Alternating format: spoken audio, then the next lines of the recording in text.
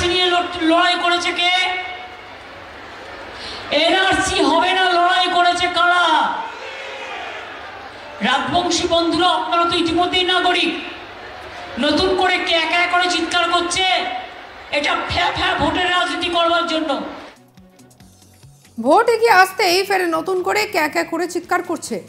সোমবার 29শে জানুয়ারি কোচবিহারের সভা থেকে কেন্দ্রের শাসক দল বিজেপিকে নিশানা করলেন রাজ্যের মুখ্যমন্ত্রী মমতা বন্দ্যোপাধ্যায়। আর এদিন তিনি জানান এনআরসি হবে না। প্রথম প্রতিবাদ করেছিলেন তৃণমূল কংগ্রেসই। তিনি জানান যে ভোটের আগে নতুন করে ক্যা করে ফ্যা রাজনীতি করছে। তিনি দাবি করেন রাজবংশীদের ইতিমধ্যেই ভারতীয় নাগরিকত্ব দেওয়া হয়েছে। ভারতীয় নাগরিক না হলে তারা কন্যাশ্রী থেকে শুরু করে অন্য সরকারি সুবিধা সুযোগ পাচ্ছেন কি করে? কি বলেছেন মুখ্যমন্ত্রী শুনবো। এনআরসি নিয়ে লড়াই করেছে কে? এনআরসি হবে না লড়াই করেছে কারা?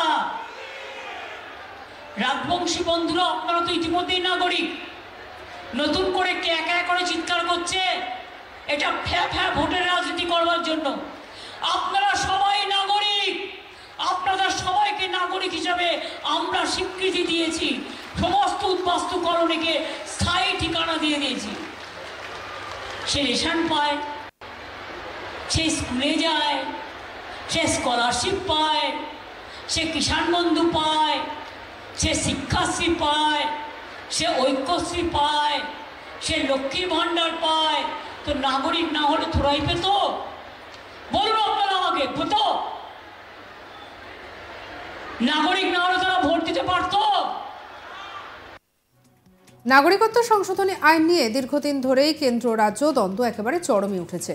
প্রথম থেকেই সিএএ এর বিরোধিতা করেছে রাজ্য সরকার। তাদের বক্তব্য সকলেই নাগরিক না হলে তারা ভোট দিতে পারতেন না। যদিও এই দাবি মানতে নারাজ বিজেপি, আর এই নিয়েই দ্বন্দ্ব জারি। এরই মাঝে রবিবার কেন্দ্রীয় জাহাজ প্রতিমন্ত্রী শান্তনু ঠাকুর জানিয়ে দিয়েছেন যে আগামী 7 দিনের মধ্যে রাজ্য সহ সারা দেশে চালু হবে সিএএ। এ নিয়ে গ্যারান্টিও দিয়েছেন তিনি। রবিবার 28শে জানুয়ারি কাকদ্বীপের একটি জনসভায় বক্তব্য রাখছিলেন কেন্দ্রীয় প্রতিমন্ত্রী শান্তনু ঠাকুর, আর সেখানে এই মন্তব্য তিনি করেন। যখন শান্তনু ঠাকুর এই মন্তব্য করেন তখন মঞ্চে হাজির ছিলেন বিজেপির রাজ্য সভাপতি তথা বালুরঘাটের সাংসদ সুকান্ত মজুমদারও। আসুন শুনে নি শান্তনু ঠাকুর কি বলেছেন। ভারতবর্ষে সিএএ লাগু হবে এই গ্যারান্টি আমরা আজকে মঞ্চ থেকে দিয়ে গেলাম। আগামী 1 সপ্তাহের মধ্যে ভারতবর্ষ, পশ্চিমবঙ্গ সহ ভারতবর্ষের প্রত্যেকটা স্টেটে সিএএ লাগু হবে এবং সেটা আপনারা দেখবেন। আজকে সেই গ্যারান্টি মঞ্চ থেকে দিয়ে যাচ্ছি। সুকান্ত দা এসছেন মঞ্চে, আমি আমার বক্তব্য দীর্ঘায়িত করব না। বক্তব্য অনেক কিছু বলার ছিল, কিন্তু সময় অল্প আছে বলে আমি আমার বক্তব্য তাড়াতাড়ি শেষ করতে চাই। যারা 71-এর পরে ভারতবর্ষে এসেছেন, আমি শুধু সংক্ষেপে কতগুলো কথা বলে যাই। এই রাজ্য সরকারের মুখ্যমন্ত্রী বারবার বলছেন আপনাদের ভোটার কার্ড থাকলে, আধার কার্ড থাকলে আপনারা সকলে নাগরিক, আপনি ভোট দিতে পারছেন, ভোট দেওয়ার নাগরিক। কিন্তু এখানে শুনেছি কয়েক হাজার মানুষকে ভোটার অধিকার থেকে বঞ্চিত করা হয়েছে। মুখ্যমন্ত্রীকে জবাব দিতে হবে এই মানুষরা কেন ভোটার অধিকার থেকে বঞ্চিত হয়েছে। ভোটাধিকার থেকে বঞ্চিত হওয়ার কারণটা কি? এরা সকলে মতুয়া সম্প্রদায়, এরা সকলে অন্যান্য ভারতীয় জনতা পার্টির সমর্থক, তাই এদের ভোটার কার্ড করে দেওয়া যাবে না। তাই তাহলে আপনি কেন বলে বেড়াচ্ছেন মানুষের কাছে যে যারাই এসছে তারাই নাগরিক? নাগরিক যদি হয় তাহলে পাসপোর্টের ইনকোয়ারিতে যখন ডিআইবির কাছে যাওয়া হচ্ছে, ডিআইবি কেন 71 সালের আগের দলিল চাইছে? সেই প্রশ্নের জবাব পুলিশ প্রশাসন দেবে। সোমবার 29শে জানুয়ারি কোচবিহারের সভা থেকে মমতা বন্দ্যোপাধ্যায় অভিযোগ করে বলেছিলেন বিএসএফ সীমান্তের মানুষদের জন্য একটি 2 নম্বরই আইডেন্টিটি কার্ড দিতে চাইছে, কিন্তু তারা যেন সেটি না নেয় তাহলে এনআরসি করে সবকিছু নিয়ে নেবে।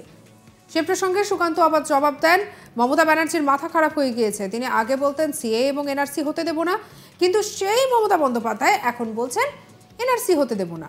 সিএএ বিষয়ে কোনো উচ্চারণ করছেন না। 2 বছর আগে সিএএ এর কথা বলে মমতা যাদেরকে খেপিয়ে ট্রেন পুড়িয়েছিলেন, অবরোধ করেছিলেন, শাহিনবাগের মতো ঘটনা ঘটিয়েছিলেন, মমতা এখন তাদের কাছে ক্ষমা চাওয়া উচিত। আর সেই সময় মুখ্যমন্ত্রী ঠিক কি জানিয়েছিলেন, ঠিক কি বলেছিলেন সেটা শুনবো। মনে রাখবেন, বিএসএফ বর্ডার এরিয়ার ভেতরে ঢুকে আলাদা করে আইডেন্টিটি কার্ড দিতে চাইছে, নেবেন না। বলবেন আমার আধার কার্ড আছে, আমার রেশন কার্ড আছে, আমি তোমার 2 নম্বরই কার্ড নেব না। ওই কার্ড যদি নেন এনআরসিতে পড়ে যাবেন, আপনাদের সব বাদ দিয়ে দেবে।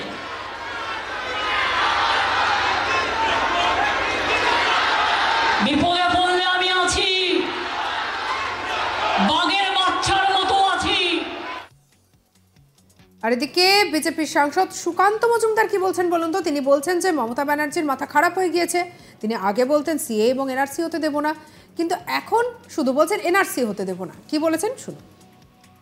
মমতা বন্দ্যোপাধ্যায়ের মাথা খারাপ হয়ে গেছে এবং আগে বলতেন সিএ এনআরসি হতে দেব না, এখন সেই মমতা বন্দ্যোপাধ্যায় শুধু এনআরসি বলছে, সিএ আর ভুলেও উচ্চারণ করছেন না।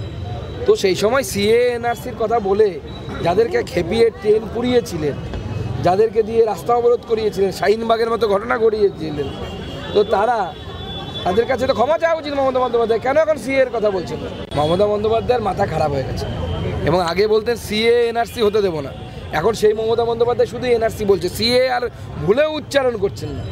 তো সেই সময় সিএ এনআরসির কথা বলে যাদেরকে খেপিয়ে ট্রেন পুড়িয়েছিলেন, যাদেরকে দিয়ে রাস্তা অবরোধ করিয়েছিলেন, শাহিনবাগের মতো ঘটনা ঘটিয়েছিলেন, তো তাদের কাছে তো ক্ষমা চাওয়া উচিত মমতা বন্দ্যোপাধ্যায়। কেন এখন সিএ এর কথা বলছেন না?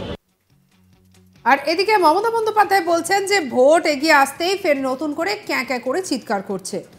সোমবার 29শে জানুয়ারি কোচবিহারের সভা থেকে কেন্দ্রের শাসক দল বিজেপিকে নিশানা করলেন রাজ্যের মুখ্যমন্ত্রী মমতা বন্দ্যোপাধ্যায়।